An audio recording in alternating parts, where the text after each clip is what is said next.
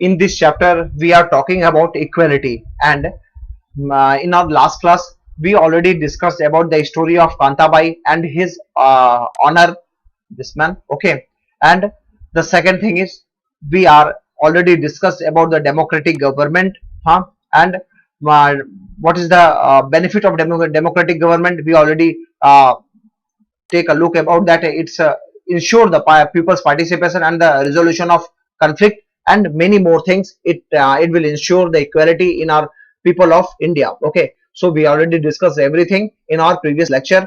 So today we are going to move forward. Okay, so give me a second. It was disturbing me a little bit.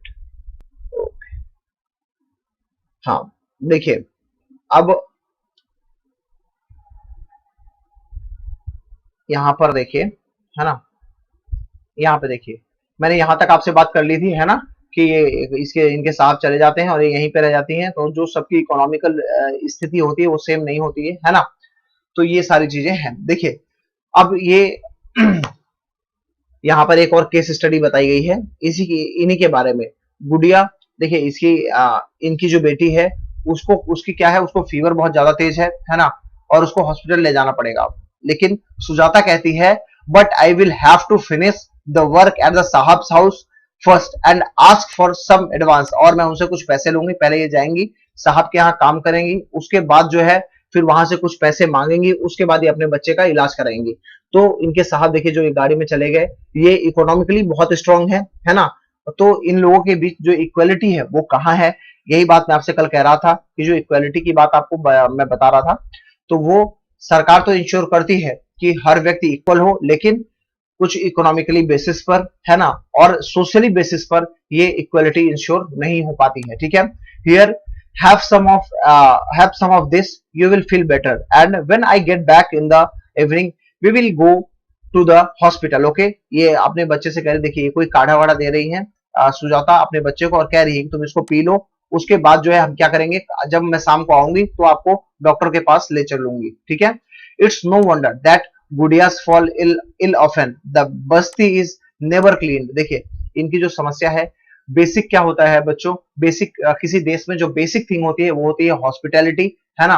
किसी भी देश में सबसे अच्छा होना चाहिए तो वो चीज होना चाहिए, हॉस्पिटल अच्छा होना चाहिए और स्कूल्स अच्छे होने चाहिए जिसपे बच्चे अच्छे से पढ़ सके, और जो तीसरी सबसे चीज अच्छी होनी चाहिए कि रिसोर्सेज हो, कोई बेचारा भूख से ना मरे। ठीक है, तो ये सुजाता कह रही है कि केवल बात गुड़िया के तबीयत की नहीं है, जो हमारी और ये हमारी जो कॉलोनी है, ये हमारी जो बस्ती है, ये ओवरऑल बहुत गंदी है ना।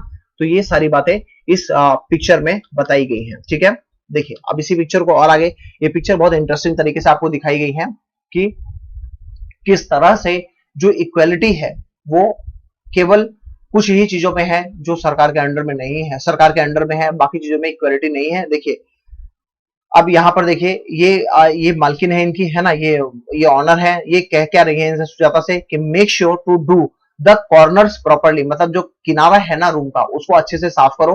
ठीक है, ये बात ये सुजाता से कह रही। तो क्या आपको अब कहीं पर इक्वालिटी दिख रहा है? इससे पहले वाला जो आपने एग्जाम्पल देखा कि वहां पर इनके साहब खड़े थे, देखिए ये आपको मैं बना के दिखाता हूँ, my art is not so good but दिखाता हूँ। यहाँ पर ये मान लीजिए सर इनके साहब खड़े थे और यहाँ पे ये सुजाता खड़ी थी। ठीक है, they were in the same line during the election, during the voting they are in the same line, but आप यहाँ पर जो स्थिति देख रहे हैं, क्या ये इक्वालिटी है? हाँ, ये इक्वालिटी नहीं है। तो सरकार क्या, जो हमारी सरकार है, जो हमारा संविधान है, वो तो चाहता है कि हर व्यक्ति जो है क्या रहे, इक्वल रहे, लेकिन बहुत सारी ऐसी चीजें होती हैं जिनसे इक्वालिटी इंश्योर नहीं हो पाती है बच्चों। ठीक है, तो देखिए और आगे थोड़ा सा बढ़ते हैं। हमें बच्चों अपने दिल में, अपने मन में हमेशा अपने छोटों के लिए प्यार रखना चाहिए और जो हमसे बड़े हैं उनके लिए सम्मान रखना चाहिए। ठीक है, आप आपसे जो बड़े हैं उनकी रिस्पेक्ट कीजिए हमेशा। ठीक है, आइए देखते हैं अपने टॉपिक को। देखिए हमारे यहाँ सभी को एक इक्वल राइट है वोट देने का, चाहे अब आप देख रहे थे पहले कि जो इनके साहब थे और कांताबाई थी, है ना, ये दोनों सुजाता थी, ये दोनों एक ही लाइन में है, इनको इक्वल राइट्स है। मतलब ना तो इनके साहब को जो है ज्यादा राइट है कि ये 2 वोट दे देंगे, ऐसा नहीं है, या इनका 1 वोट जो है 10 लोगों के वोट के बराबर होगा क्योंकि ये पैसे वाले हैं, तो ऐसा नहीं है। हर व्यक्ति जो है वो वोट के मामले में इक्वल है। ठीक है, ये बात आप अच्छे से समझ गए होंगे, है ना बच्चों। ठीक है, देखिए द स्टोरी, इसको थोड़ा सा देखते हैं। The story above begins with Kanta standing in the line to cast her vote, है ना। कांता जो उस लाइन में खड़ी होती है वोट देने के लिए। Look again at the various people who are standing in the line with her, उसके साथ बहुत सारे ऐसे लोग खड़े हैं, है ना, जो हो सकता है बहुत रिच हो, या हो सकता है उससे भी बहुत गरीब हो, या उससे भी बहुत ज्यादा उनके पास खाने की दिक्कत हो, ये सारी चीजें हो, लेकिन they are in the same line during the election, during the voting. ठीक है, so Kanta recognise her employer Ashok Jain and Chhotelal, her neighbour in a demo, मतलब इसने देखा कि जो इसके नेबर हैं, जो कि एक एम्प्लॉयर है ना, अशोक जैन और छोटेलाल, वो भी सेम लाइन में है। ठीक है, in a democratic country like India, all adults irrespective of what religion they belong to, how much the education they have had, and what caste they are, or whether they are rich or they are poor, are allowed to vote। देखिए मैंने आपको पहले ही बताया, कोई भी व्यक्ति किस religion से है, वो कितना पढ़ा लिखा है, वो उसकी कास्ट क्या है ना, वो रिच है या पुअर है, these things never matter during the time of election। तो ये बात यहां पर बताई गई है। ठीक है स्टूडेंट्स, देखिए this as you have already read in class 6 book is called a universal adult franchisee। इसको हिंदी में कहते हैं सार्वभौमिक वयस्क मताधिकार, यानी जो व्यक्ति 18 साल से 18 जिसकी उम्र 18 साल से अधिक है, वो हर व्यक्ति इलेक्शन में समान रूप से वोट देने का अधिकारी हो जाता है। जब तक आप 18 साल के नहीं हो जाते तब तक आपको वोट देने का राइट नहीं मिलता है। ठीक है, तो ये भारत में ये लागू है कि जो भी व्यक्ति 18 साल का हो जाएगा वो वोट देगा। फिर ये मायने नहीं रखता कि उसकी रिलीजन क्या है, उसकी कास्ट क्या है, उसकी एजुकेशन क्या है, वो अमीर है या गरीब है। ठीक है, इस बात से कोई फर्क नहीं पड़ता।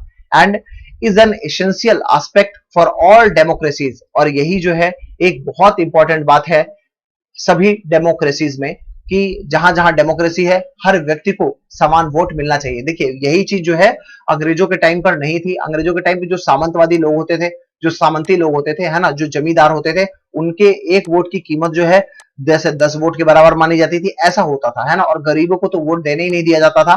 तो ये अंग्रेजों का टाइम था। लेकिन जब हमारा देश आजाद हुआ, आपको पता है हम 15 अगस्त 1947 को इंडिपेंडेंस पाए, है ना, और उसके बाद से हमने क्या किया, हमने जो हमारे सभी लोग थे उनको सबसे पहले हमने वोटिंग राइट दिया कि आप अपने प्रतिनिधियों को चुनेंगे कि वो आपके लिए कौन व्यक्ति ऐसा है जो आपके लिए काम करेगा। देखिए अगर कांता जो है, ये जो इनकी ये कांता है, कांता बाई अगर किसी को चुनेंगी तो ये कोशिश करेंगी कि हम उस व्यक्ति को चुने जो हमारे लिए जो मूलभूत सब्जाएं, जो फंडामेंटल चीजें हैं उनकी अवेलेबिलिटी करा सके, है ना।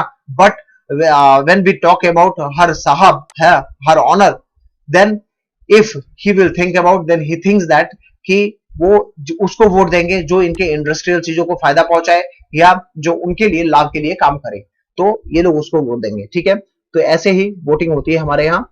और देखते हैं थोड़ा सा, है ना बच्चों, चलिए।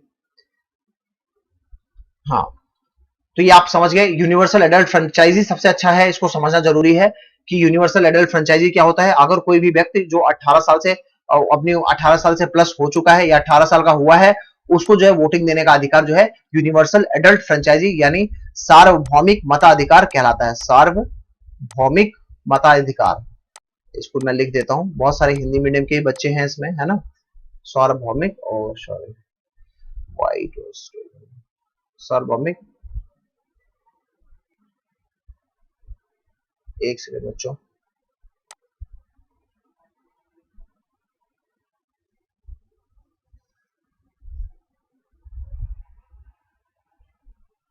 है ना, सार्वभौमिक मताधिकार ये बात कहते हैं। ठीक है, चलिए, ये थोड़ा सा पेन नहीं काम कर रहा था।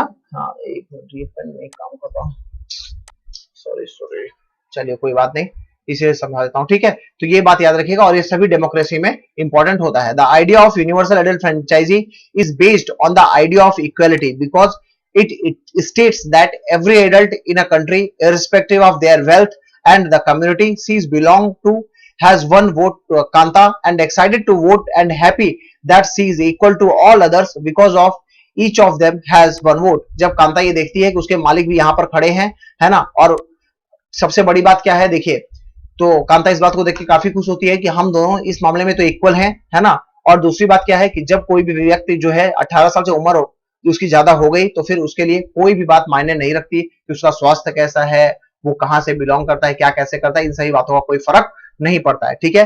But as her day goes on, Kanta become less certain about what the equality really means. अब यहां पर देखिए, जो मैं आपसे वास्तविक रूप से बात कर रहा था, कि जब हम बात करते हैं कि जब वो इलेक्शन के दिन चले गए, तो फिर क्या कांता जो है वो अपने मालिक के इक्वल है, ये बात आप कह सकते हैं, क्या इसके मालिक और ये दोनों सेम है। तो यहां तक हम आज अपनी वीडियो को खत्म करेंगे, फिर हम कल जो है इसके आगे पढ़ेंगे बच्चों, ठीक है।